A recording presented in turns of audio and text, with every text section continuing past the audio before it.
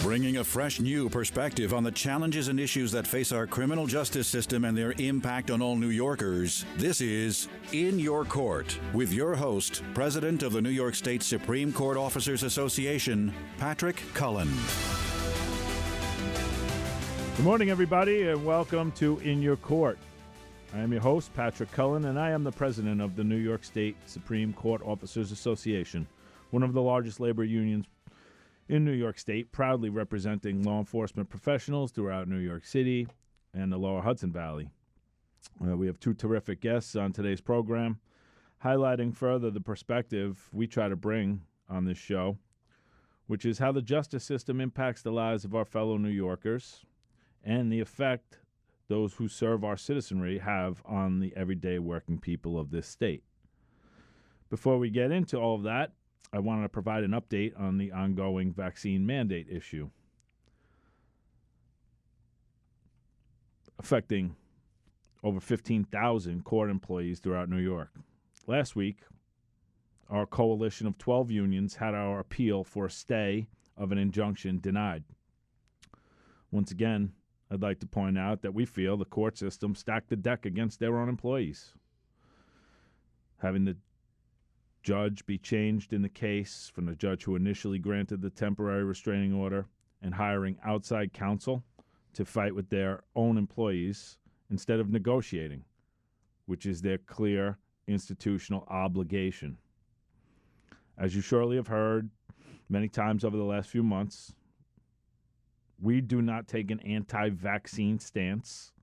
We have taken an anti-mandate stance, and we seek only to continue a testing alternative for our members who desire to remain unvaccinated. Now, with this setback in the appellate division, we turn our attention to the continuation of our challenge at the Public Employee Relations Board, which is our absolute right to do so. Some of our members have been locked out of the workplace, and some await a decision on their pending religious or medical exemption applications. Either way, our court system is in disarray. We have over 1,000 employees who are uncertain about their future with the agency. This has the potential to lead to a severe staffing crisis. Cutting security forces as well as administrative resources, which, when combined, will slow down an already overburdened and massively backlogged system. Should 1,000 or more court employees be excluded from service in coming weeks, the justice system will come to a veritable halt. This will have devastating effects on the housing crisis in New York, and it'll keep detainees at Rikers Island even longer than they already are. Two very serious topics that elected officials continue to represent are major problems facing New York City. If our courts begin to suffer from this, so will the millions of fellow New Yorkers who rely on our courts to deliver the justice and administrative services they expect and deserve. And the Office of Court Administration will have only themselves to blame. Our first guest today is a longtime advocate for men and women who maintain public safety in our courts, in our streets, and in the city's jails. He's running for re-election to the New York City City Council, and we're very pleased to welcome Councilmember Robert Holden from the 30th Council District in Queens to In Your Court. Councilman, welcome. Thanks for spending a few minutes with us today, and I look forward to a really informative discussion. But first, tell our listeners a little bit about yourself, where you're from, your background. Well, I'm born and bred in the neighborhood of Queens and Maspeth and Middle Village area. Had another life as a college professor for 44 years in CUNY, New York City College of Technology, and loved that. And I could have just retired and sat on the beach, but I decided to go into politics. I've been around a lot of elected officials as a civic leader for over 30 years in the community because I care about the quality of life of my neighborhood and did a lot of things in the neighborhood, from Little League to civic associations to conservancies and park conservancies. And, so I was involved. And so it was a natural kind of move into politics. even though I don't really consider myself a politician. It's strange because so fighting in the neighborhood, quality of life is number one in my district and, Sure. in my mind as a council member. Right, and so you had really a varied experience in the private sector or in institutional teaching. What was the one thing that maybe other than quality of life said, I have more to give to the city? Is that kind of the thread? Yeah, I just felt that you're hearing this term common sense candidates now and running for office because it's like we've lost that. We lost our way, especially politicians.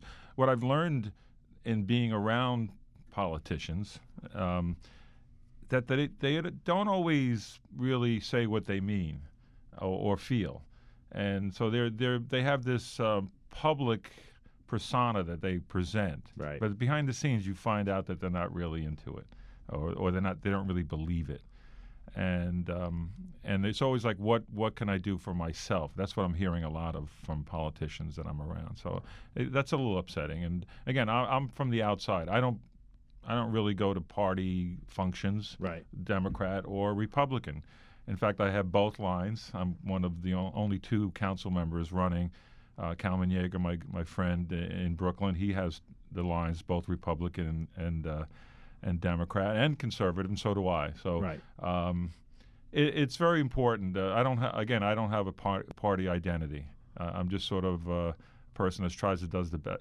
I try to do the best for my district, let's say, and that's all. Again, I don't have a loyalty to any particular party. Yeah, that's unique. Certainly, really, not just in New York, but around the country. And we need more of it because we really need Absolutely. people to represent their constituents and not care about party allegiance. So does the idea of common sense, does that run concurrently with, what could be deemed a moderate candidate, you think? Yeah, I can, on certain things I'm conservative and certain things I'm progressive. Certainly with the environment, I'm more progressive, but but just about public safety. I mean, if you really want to defund the police, you don't belong in an office because you haven't lived in New York City. I lived in New York City in the 70s and really the 80s and early 90s. Right. But you were afraid to walk the streets. And if you had a car, your car was broken into several times. Right. And this is what we're going back to, unfortunately, in the city, Yeah. thanks to Bill de Blasio. Yes. Who, we've highlighted the shortcomings of the last 8 years of this mayoralty on this program consistently throughout the weeks and months and years. But let's just talk really quickly about what committees you are involved with at the New York City Council. Well, criminal justice is one of the committees I've been on since I've gotten into the council. It's almost 4 years now, and I was on public safety. I'm on public safety, and public safety is near and dear to me. Like I mentioned before, Right. Parks, because I have very large parks in my district. So there's committees that I really focus on and care a lot about. Health, of course, because of the pandemic. I recently, actually almost 2 years now, I'm on the health committee because I felt that was important committee. So I'm on very, very important committees to my constituents. Right. And that's why public safety was very, very important. I even tried to be chair of public safety. I know that this council, which is more progressive, wouldn't want somebody that more moderate or conservative, and the supporter of police as the chair. And we've seen a lot of chairs of the public safety are kind of anti-police, which I think is wrong. Yeah, I think most New Yorkers believe that that's wrong, and I think that you're being a voice for that that mentality of the extreme version of defunding the police, eliminating the headcount of the police department, and public and uniform services in general is really dangerous. Can you just speak to that? What would that look like? God forbid that ever come into play. Yeah, and there are people that wanted. I mean, I heard $1 billion. They come up with this round number of $1 billion, defund the police $1 billion. Then it became $3 billion, Right. which would be half their budget. That's just insane. And you're not being a responsible candidate, even if you're saying that. And certainly, you're not a responsible elected official if you're pushing that, because you know what will happen.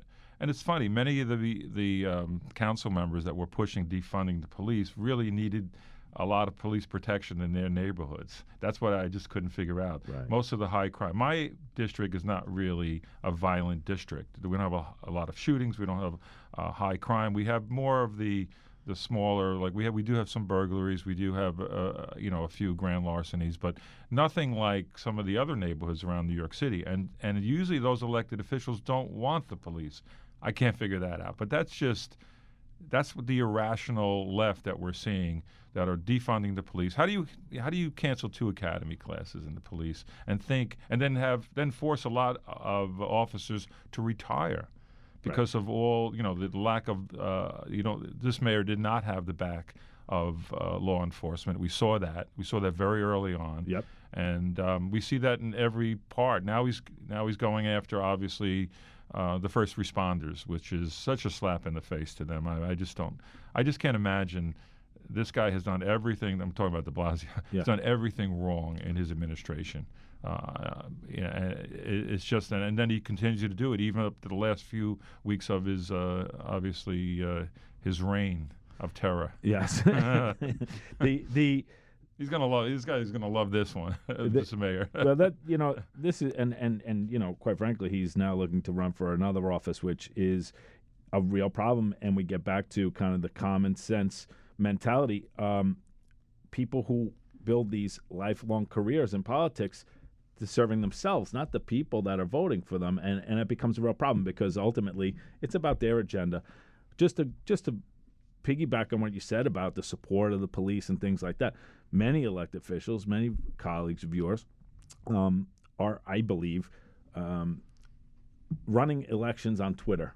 It's rhetoric and not action, and you've proven yourself to be, like you said, you mean what you say and you say what you mean, and I think that goes a long way with your voters. And obviously, I just think that there's too much of a social media impact and too much of a saying things for the sake of being extreme, and it doesn't get anything done. In fact, it alienates you from the people you're supposed to be representing, I think. Right, sometimes. and again, a lot of what I'm seeing is a lot of my colleagues play to their base, play to the extremes, talking points.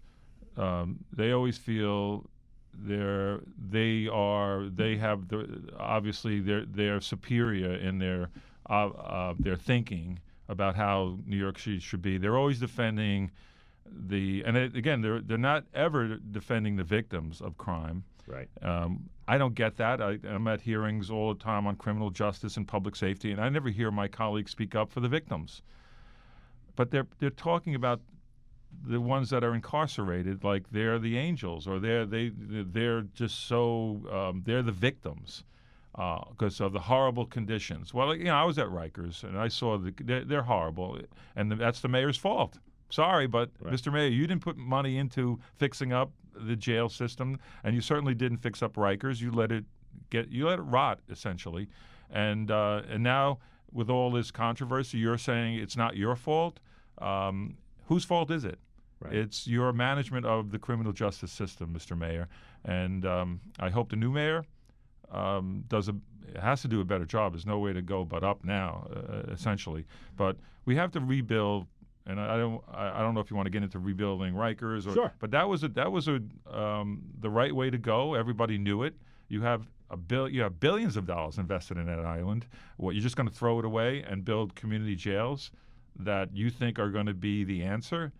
Mr. Mayor, it's not the jail itself. It's not Rikers itself. It's the management of it. So if you think you're going to build skyscraper jails and that's going to be the panacea for everything's going to be fine after that. If you still have the same poor management, then it's going to fail. So let's speak about that, because that was the idea, right? And you obviously oppose closing Rikers Island. You've advocated for the city to reinvest in the jails currently located there.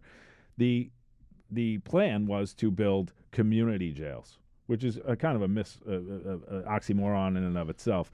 But this has a direct impact on our members and our operations. Number one, on our members who may live in the areas where these jails have been proposed to be built, but also on our everyday operations. And as many of you listeners know, and those who don't, the Department of Corrections in New York City and the New York State court officers interface all day, every day, with transferring custody of detainees for their court appearances. So no matter how this works, eventually, if a new mayor decides to continue to try and seek to close Rikers, or even maybe a new alternative that nobody's thought of yet or proposed and gotten behind comes about, this has direct impact on our members. And so, yeah, I mean, what's your feeling about what your fellow citizens in those neighborhoods feel about these places potentially being built in their neighborhoods? Just speaking for Kew Gardens, I met with some leaders of Kew Gardens years ago about this, and they said and some were very progressive, but they said, we don't want a jail in our neighborhood. Who wants a jail in the neighborhood? First of all, your members know about what happens around the courts. It's very chaotic at times, as you know. Yes. And so you're going to, and especially in Kew Gardens, we have Borough Hall there, we have the courts, obviously, to stick a jail, and there'll be 2 jails there. There'll be a women's jail, and that'll be the only jail for the entire city of New York. So there goes we want every borough to share, and borough-based. That's not a borough-based jail for women. That's the jail for New York City in Kew Gardens. Now you're going to put a men's jail, obviously, skyscraper jail. That's already too small before they even built it. It has to be double in size. But now you have very little outdoor space for them. And what do you do in a fire? And now the recreational facilities will be much worse than what Rikers has now. So you're going to build a skyscraper jail. You're going to make that area more congested, and then there's going to be families visiting, the inmates there, right. And that could create. Obviously, one family member doesn't like another family member or somebody else. There's retribution, and there could be fights outside. Now you're bringing a lot of people, a lot of cars, a lot of congestion to Kew Gardens and to the other 3 boroughs.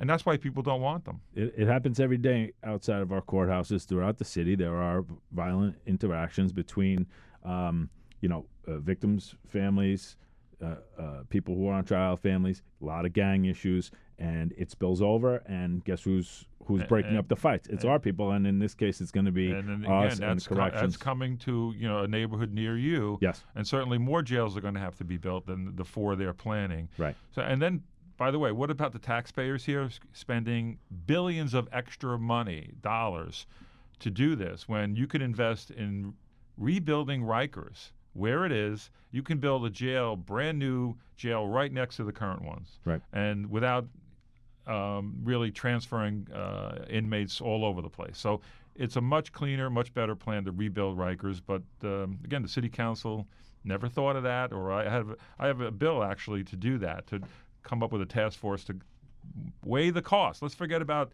the congestion we just mentioned. Yeah. Let's talk about money. It'll be much cheaper to rebuild Rikers, but they never even studied that. Right.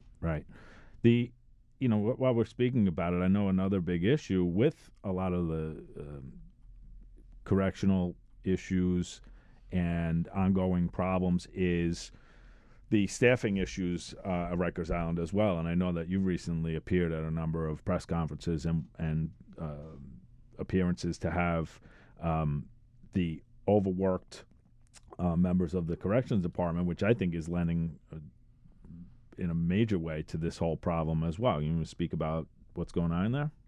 Yeah, it was incredible. I just think the working conditions. Obviously, you feel for anybody that's in that jail facility. However, the correction officers have to work double, triple shifts sometimes under this mayor, 24 hours or more in those conditions. I mean, I could barely last there 15 minutes there because it's constant screaming and yelling, fights. There are gang members, like you mentioned, gang members. These are the worst of the worst. Mm-hmm. These are individuals that are very violent, and that are members of gangs, and they got the same gang members in the same unit, and then they're walking around. They have one correction officer, sometimes a female correction officer with 20, 25 men there and walking around. It is just an accident waiting to happen. Yeah. Very bad conditions. Again, you can't blame anybody else but the mayor because he hasn't really invested anything in there. I agree, and obviously it always all starts at the top. But this has a direct impact on our members, because if you have a overworked corrections officer, supposed to be searching inmates who are coming to court for their appearances, things are going to get in. They're not going to be able to complete their searches of these folks before they come to court in the proper way that they should, and we're then going to be put in a less safe position because of what's happening at Rutgers. So it all correlates to one another. You did mention earlier you were on the health committee with the New York City Council, and we're speaking with Councilman Bob Holden from Queens here on In Your Court. I want to just ask you, because I think it's a major topic of conversation, but there doesn't seem to be a lot of solutions. Mental health, New York City. How do you see it? And are there solutions? And are we close to them, or are they still far away? Well, I was one of the first council members to speak out against Thrive NYC, yes, which the mayor had pushed through the First Lady. And they were pouring a lot of money into recognizing mental illness and then trying to educate people. I said, the better investment would be into the serious mentally ill who are on our streets and committing heinous acts almost every day, just random acts like attacking people or pushing people in front of subway cars and so forth. So the money needs to be immediate. It needs to be, and we should open up mental health facilities, and a good place to start would be Rikers Island. You have a lot of space there. You could build a brand new facility. But again, part of it was the governor closing a lot of institutions. Creedmoor has acres and acres of empty land with empty buildings that they could renovate and actually house the mentally ill, because right now they're on our streets. So I've asked that the mayor, enforce Kendra's law, which was on the books since the 90s, to really deal with mental illness. That means you can force somebody into getting help and take their medication through Kendra's law, and the mayor doesn't believe in it. They even said that to me at hearings. They don't believe in Kendra's law. They think that's forcing the will of the people onto the mentally ill, which is ridiculous. You have obviously our organization's support, and I know many other public safety labor unions and groups behind you as well. In the next term, what are 2 or 3 main goals that you're looking to accomplish, especially on the back end of COVID and the rebound the city really needs? Well, there's a lot of things I want to do, but to mention 3, I want to create more youth facilities so our kids don't get in trouble and they have places to go. Many neighborhoods have it. Many countries have it in cities and states. New York City is currently lacking with youth facilities. We have a few, but not enough.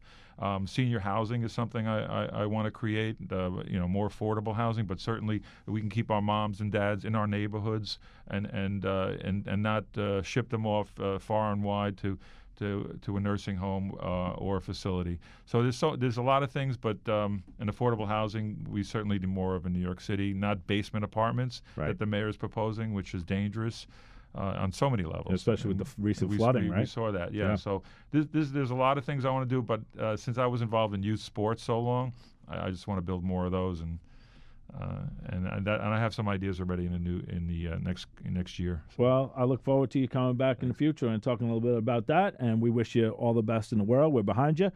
Councilman Bob Holden, thanks for a few minutes of your time, and good luck. Thanks so much, Pat. All right. Great to be here. We'll be right back. More In Your Court after this message. Welcome back to In Your Court with your host, Patrick Cullen, President of the New York State Supreme Court Officers Association. Hey, welcome back, everybody. Back to In Your Court. And our next guest was elected president of the New York State Correctional Officers and Police Benevolent Association in 2014. And since then, he has been fighting nonstop to protect and defend his members as they continue to face unprecedented challenges in our state prisons. I'm very pleased to welcome NYSCOBA President Mike Powers to In Your Court. Mike, thanks for joining me. Thank you, Pat, for having me. No, it's a pleasure. Before we get into some of the issues we want to discuss today, just tell us a little bit about yourself, your background, where you're from, and what made you become a corrections officer. Corrections, back in the late 80s, early 90s was a civil service job. As a young kid out of college, I took a lot of civil service tests, and ultimately corrections was the first one to call upon. So, here I am. And all these years later, now you are the president of the NYSCOBA Executive Board. How many members do you represent? Right now, we're about 20,000 active, and we've got about a little over 10,000 in our retiree chapter. So representing over, in a broad swath, 30,000 members. Yeah, that puts you as one of really the largest law enforcement unions, maybe not just in New York, but in the country. And that's a daunting task. Represent any size group of people is a difficult issue and really presents a lot of challenges. What made you get involved with the union work in the first place? I've got a bit of community activism in me to begin with. Just earning your bones in the career in the early stages as you're moving on. You start to see some things that you think can be improved upon, and coming from a backdrop of unions and familiarity with unions and the activism that they do, it wasn't a quick sell for me at all. It was I was all in from the jump, really. Yeah. And a lot of it started with health insurance and contractual issues, and then ultimately jailhouse issues. Yeah, sure. And I think that drives all of us, yourself, myself alike. Something wasn't going the way you thought it might be. I come from a long line of union family members, and you want to be involved in the change that you want to see, so you do it. And so that's kind of a common theme on this program, and always an interesting one to hear. Kind of what spurs people to find the leadership within them, especially from the civil service perspective, to the point where you're at now. Right. Right. So I served quite a bit at the local level and the facilities, and then watching our former leaders progress through the much of the angst and issues that we constantly dealt with, and which are ever changing, right? But with that being said, just being close to it and understanding the dynamics and the political landscapes ultimately drove me to seek further involvement in the union on a statewide level.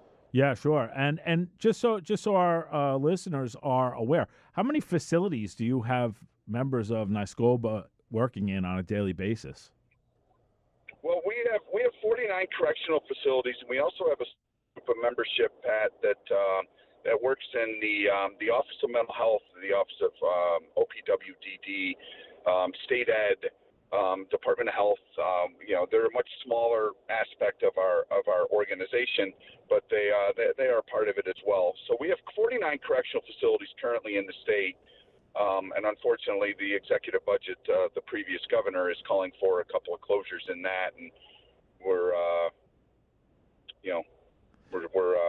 sitting there waiting on that shoe to drop. Yeah, I want to talk about the mental health issues in a little bit, but we always hear a lot about the state's plan to close prisons, and I sit in that hearing room every year, as do you, at the public protection budget hearings, and we sit through the commissioners' reports from both the court system and from corrections, and inevitably we're always hearing about the state's plan to close prisons.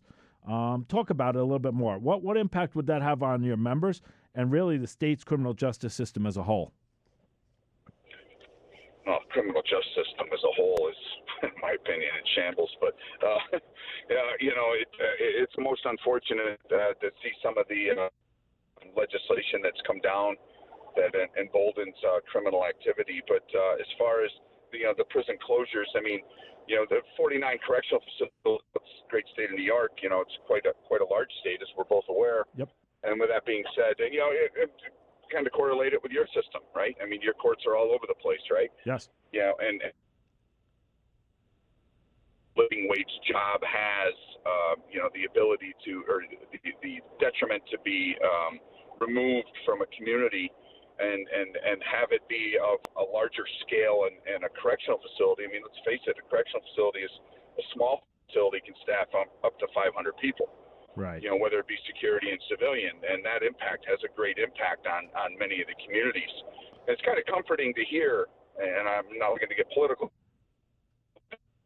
The governor now doesn't have quite that job. That the prison system wasn't a jobs program.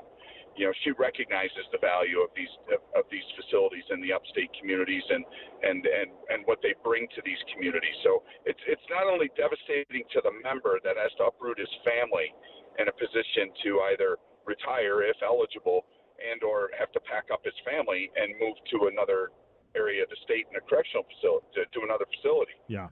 And in the last 2 rounds of closures, I happened to meet an individual, and my heart went out to him when he was caught in the closure of Livingston and then got turned around last year and got caught in the closing of Gowanda. So in the 3 short years, he's uprooted his lifestyle and his family. Yeah. And that has a huge impact on an employee and your workforce.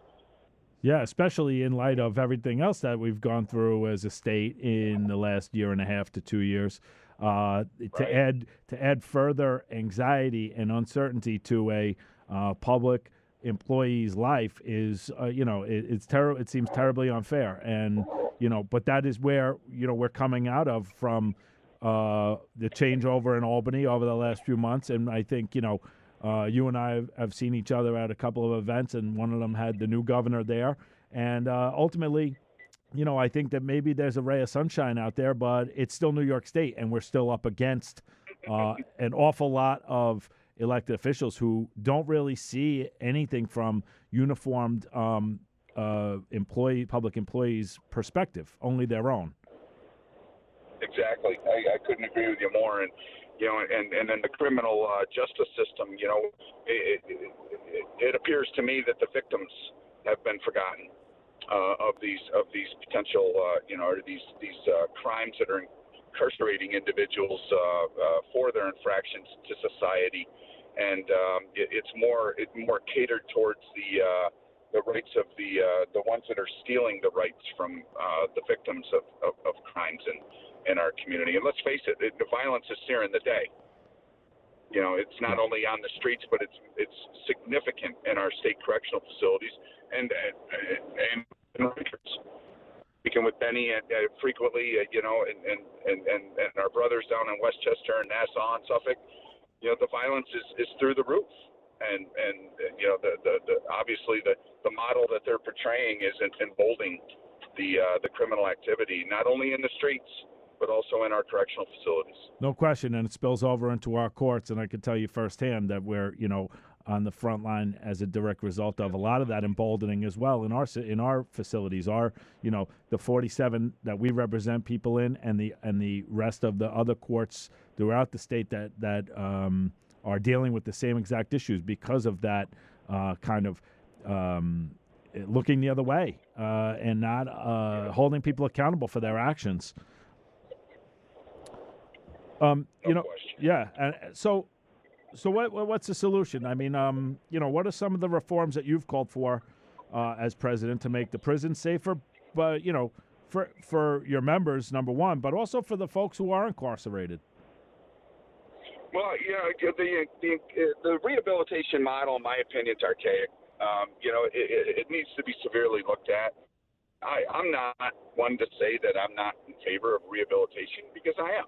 And it's my 33 years in the department, and as an officer and frontline supervisor, but ultimately there needs to be some significant changes, and we've offered much of these changes. I mean, this HALT legislation that's coming down the pike is just, they're spending tens of millions of dollars on roughly 1,000 individuals. Well, what if be 1,000?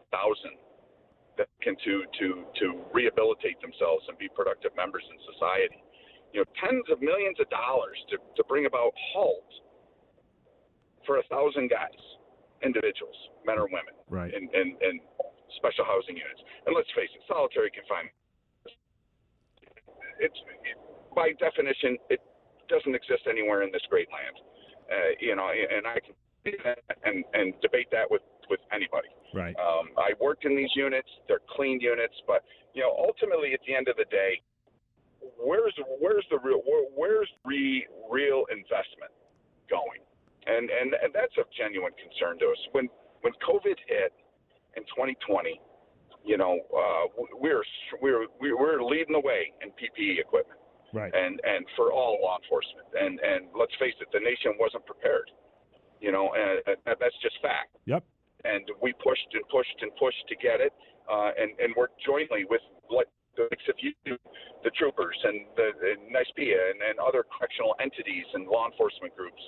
And ultimately we ended up getting it done. But to create a better model of rehabilitation, in my opinion, is the real way to go. So you take shuttering correctional facilities in the name of savings, and yet you'll spend millions of dollars on a program that affects less than 1,000 individuals in the system, and you negate the 31,000 also in the system that are looking for the model, Right. the rehabilitation model, right? And we offered up a simple solution: make it a safer environment instead of stockpiling and throwing people into double bunk settings, which, by the way, I believe the governor's sitting on a bill that's going to eradicate double bunking and statutorily. Anyway, many of our bunks are already down, but statutorily that will come down, and the double bunking practice won't allow anymore. So we're asking for a better model. Instead of one officer looking over 50 inmates, put him on a housing unit where he's overseeing 35. Right. To spread them out. What's that do? That brings about the 6-foot separation that initially called for COVID, separation, and then ultimately a safer model down the line. It gives our guys better sight views, gives us less to have to watch, and a more not such a dense area to supervise, and to provide a safer environment and a better rehabilitation model. Yeah, that was just one aspect of that we brought forward, and none of it was ever heard by the policymakers. Yeah, and that's a huge problem that I want to point to as well. When you have groups like yourself, myself, and a number of other folks that we discuss these matters with on a regular basis, running small, medium, and large size law enforcement, labor advocacy groups. Why are the solutions from the folks who are in the trenches continually ignored? Because it's like banging your head against the wall. It's like a lot of these elected officials have predisposed notions of how their term is going to go, and it no longer involves input from people like yourself, myself, your members, my members, and others. Yeah, no input from the stakeholders. You're absolutely right, Pat. None, not a lick. And I mean, no offense to any junior senator or a 2-term senator, whether they be in the Bronx or up here in St. Lawrence County. I could care less where they come from. But don't roll in after 2 years and be an expert on special housing unit or segregated confinement and call solitary confinement. To me, it's almost insulting. And, at 33 years in the agency, recognizing the steps that have been taken, and let's face it, we deal with change consistently, week in, week out. And some of these changes are pretty heavy lifts. And this Holt one, to just have individuals roll in and all of a sudden be an expert, is troubling to me. But Mike, you're the expert. Your members are the experts. And so, right. Again, like you said, somebody who's really, in a lot of ways, a representative of a movement as opposed to a constituency, who really cares more about how many Twitter likes they get and that type of thing, is making the decision on stuff that is absolutely, life-changing in the minds of your members, but also the folks who are housed in state correctional facilities, correct? Yeah, no question. No question. They portray these as dark, dank. Well, anyway, I don't want. Well, let's just change. We'll change gears for a second because it's a topic that I've asked every guest on this program for the last number of episodes because it's pervasive throughout our society, no matter what you do. Mental health issues. How serious are they, and what are you seeing, and what are some solutions? We're seeing it more and more. Obviously, over the last. I mean, quite frankly, you can almost say you started seeing it back in the mid '90s. Ultimately, at the end of the day, that's a true investment in the rehabilitation model, and quite frankly, it's not enough. We deal with it on a consistent basis, and we jokingly say amongst our ranks, 25 years in this and dealing with corrections. You can come. You could probably go to college and become a psychologist shortly thereafter, Sure. and be a very effective one, just because of all of what we've seen and dealt with, and the stressors that we continually dealt with, and absorb the stressors of the individuals incarcerated. But at the end of the day, it's got to be a true investment. I mean, you look at years ago, they closed all the mental health facilities and they started building the prisons over the Rockefeller laws. Well, that's all changed, and now you're going to need that investment in mental health. And HALT actually calls for a huge, and this is where some of the millions come into play. And I won't argue these millions, but I'll argue the millions in the programs, as far as some of the egregious acts that they do to get themselves there. But ultimately, at the end of the day, that mental health component is a huge model to the rehabilitation, and it lacks. And this HALT's going to call for a lot of it. Yeah. And it'll be interesting to see how it rolls out. Do I have a great deal of faith in it? No, not really. Right. Quite frankly, working in this agency, I haven't had a great deal of faith in much of it. But going forward, it's you hope for the best. Well, here's another topic that really we touch on here, and we're dealing with it, and we've been successful in getting some folks hired over the last number of years, but we're always losing people, especially on the back end of COVID. What's the staffing shortage like for you and your members? Oh, it's brutal right now, Pat. It's related to COVID and the high rise of violence. We've got a lot of injured employees. Just to give you an idea, the inmate population's 31,573, I think, as of yesterday. Don't quote me on the number. It's very rough. I won't. It's right around there. But again, I'm pretty confident in that number. Sure. But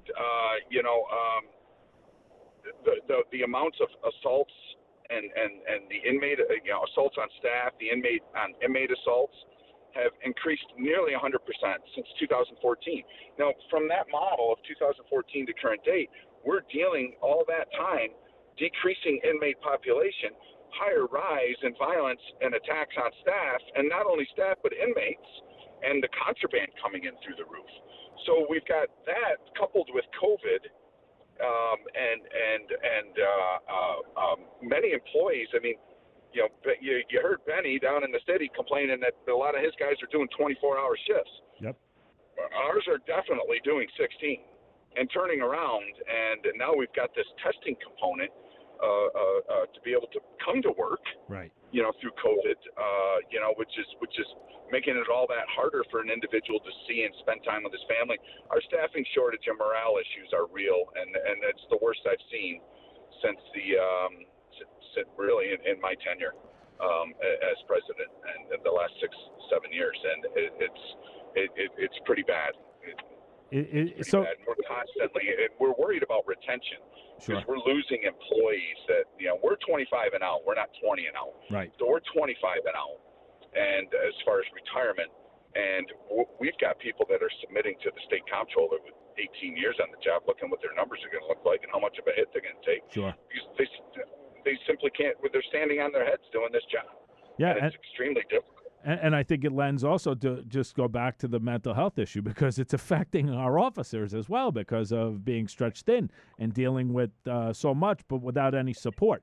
So how does an agency like the New York State Docs recruit for new employees when you're signing up to spend, a third of your professional life in prison, right? I mean, we'll be honest, at levels of public employment salaries that are less than palatable than really most of our brethren throughout the country. How do we get good people to come in and do these jobs, which are absolutely vital and necessary? I'm glad you mentioned that, and I'm glad you mentioned the mental health aspect that it wears on our members, and not only that, but their families. They're bringing that home to their families, and that's not being even considered, which to me is just blasphemy. It's disingenuous in nature. Yeah, I mean, we're the ones holding it down. Many of the members in law enforcement have been on the front line since the pandemic came down.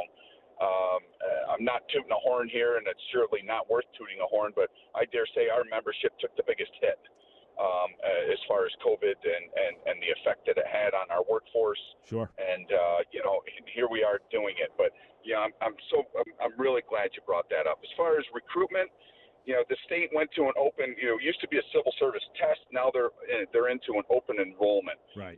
The numbers I got yesterday, as far as the open enrollment closed, I believe, on the 29th. Don't quote me on the date, but it was just a couple days, within the last week, and they've got 5,000 probably in the pipeline, maybe 5,500 to possibly come into the system, and that's not even going to put a dent in our issue, right. Quite frankly. And of that 5, as you and I are both aware, you've got a vetting process. You're lucky if you get that down to half. Sure. And then we're our academies are coming in at 100 strong. And an 8-week period, and we're pushing out 58 to 60. Yeah. Maybe on the high week, high 8-week period of 70. But I've only seen that once since, and we've got 19 classes approved for this year. Wow. And I think it's going to be a struggle.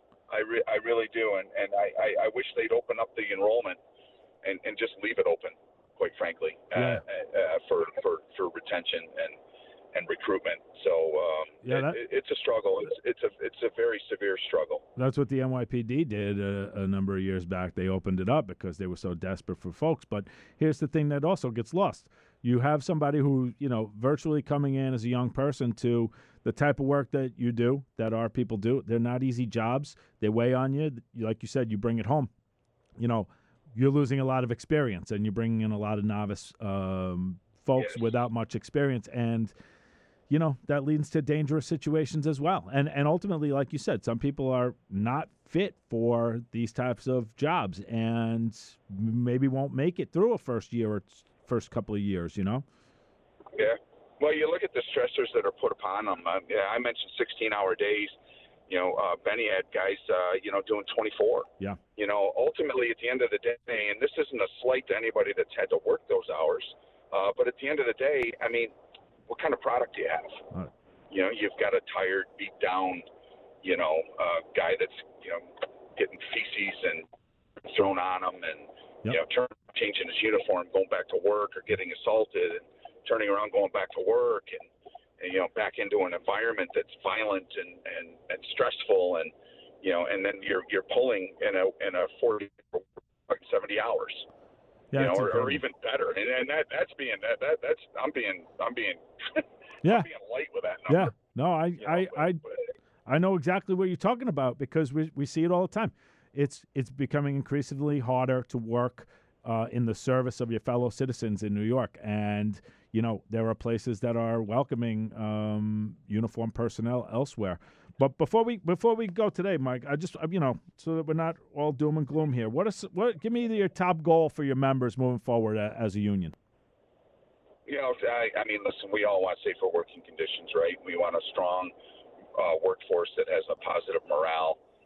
We need administrators that support our job, that take our back and not worry about the bottom line so much. Start taking investments into your employees. Get the state to acknowledge the cause of we have legislation in the houses that haven't moved, that have been assured by us, by both chairs of the committees and corrections, to do a study on the violence, right? And in our facilities, and we'll continue to push for that. the false narrative that closing prisons saves taxpayers money. Look around the state where these facilities are. You could create a much safer model with less density, and that's proven. That's proven worldwide. And we have the space to do it. Utilize the space and make it work. Mike, we could talk probably for another hour on all the issues that we're facing, but here's what I want you to know. We're facing them together, and our unions, I know, will stand together on this. I really appreciate you coming on. Come back in the future and update us on some of the issues. I appreciate that. Thanks for your time. Look forward to seeing you. You got it. Thanks, everybody, for joining us on another episode of In Your Court. Airs 8 a.m. Saturdays, noon on Sundays, AM 970 The Answer. We'll see you next week with another episode of In Your Court.